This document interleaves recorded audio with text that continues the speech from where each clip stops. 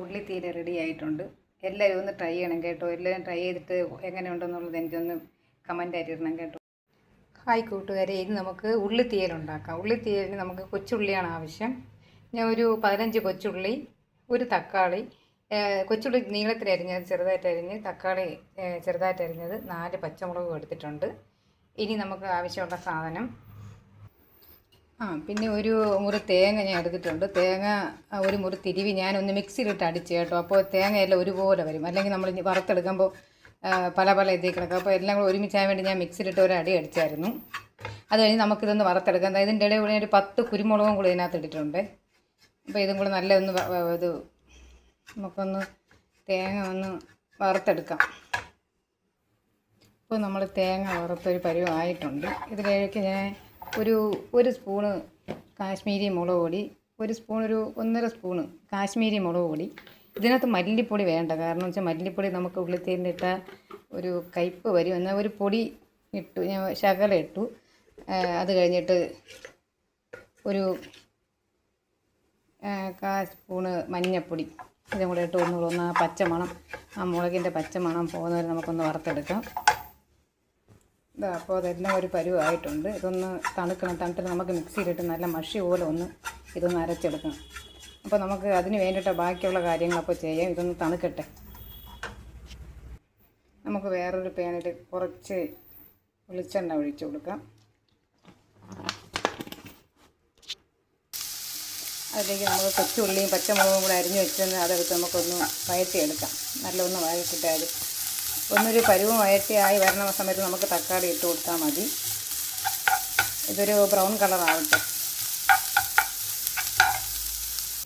ഇപ്പോൾ തേങ്ങ നമ്മൾ വറുത്ത് ചെയ്തൊന്ന് തണുത്തിട്ടുണ്ട്. നമുക്കൊന്ന് ഇത് ആദ്യം വെള്ളം തൊള്ളാതെ ഒന്ന് പൊടിച്ചെടുക്കാം. അത് കഴിഞ്ഞിട്ട് നമുക്ക് വെള്ളം ഒഴിച്ച് അരയ്ക്കാം.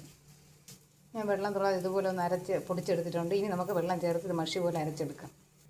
ആ തേങ്ങ ഞാൻ നല്ല മഷി പോലെ ഒന്ന് അരച്ചെടുത്തിട്ടുണ്ട്. കൊച്ചുള്ളി ഏകദേശം ഒരു വേണ്ടി വരുന്നുണ്ട്. അപ്പോൾ നമുക്കിതിലോട്ട് തക്കാളി ഇട്ട് കൊടുക്കാം.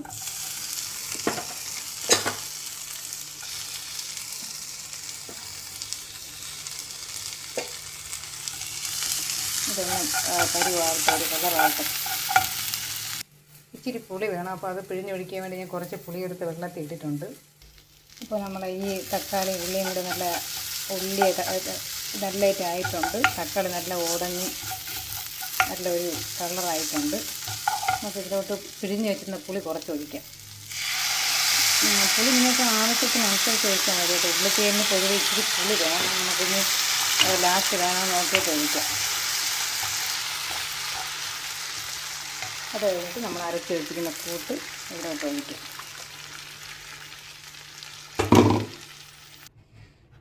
കൂട്ടും എല്ലാം കൂടെ ഞാൻ ഒഴിച്ചിട്ടുണ്ട്. ഇതൊന്ന് തിളയ്ക്കട്ടെ. ആവശ്യത്തിന് ഉപ്പ് ഞാൻ ചേർത്തിട്ടുണ്ടായിരുന്നു. അപ്പം നിങ്ങളത് ആവശ്യത്തിന് നിങ്ങൾ ഉപ്പും കൂടെ ചേർത്തോളണം. ഒന്ന് തിളയ്ക്കട്ടെ. അപ്പോഴേക്കും നമുക്ക് വേറൊരു പാനിനകത്ത് കുറച്ച് വെളിച്ചെണ്ണ ഒഴിച്ച് ഇതൊന്ന് കടുവറുത്തെടുക്കാം. കടുവറുത്ത് നമുക്ക് ഇത് ലാസ്റ്റ് ഒരു പാത്രത്തിലോട്ട് വെച്ചിട്ട് കടുവറുത്ത് ഒഴിച്ചാൽ മതിയാകും. ഇതിപ്പോൾ മറ്റേ തിളയ്ക്കുന്ന സമയത്ത് ഞാൻ ഇതൊന്ന് കടുവറുത്ത് വയ്ക്കാമെന്ന് വിചാരിച്ചു. ഒരു പച്ചമുളക്, ഇച്ചിരി കരിവേപ്പില, ഇതെല്ലാം കൂടെ ഒന്ന്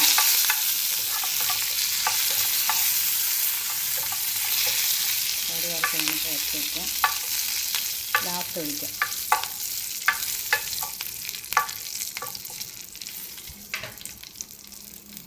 ഫ്ലേവർ ഇത് ഗ്യാസ് ഓഫ് ചെയ്യും.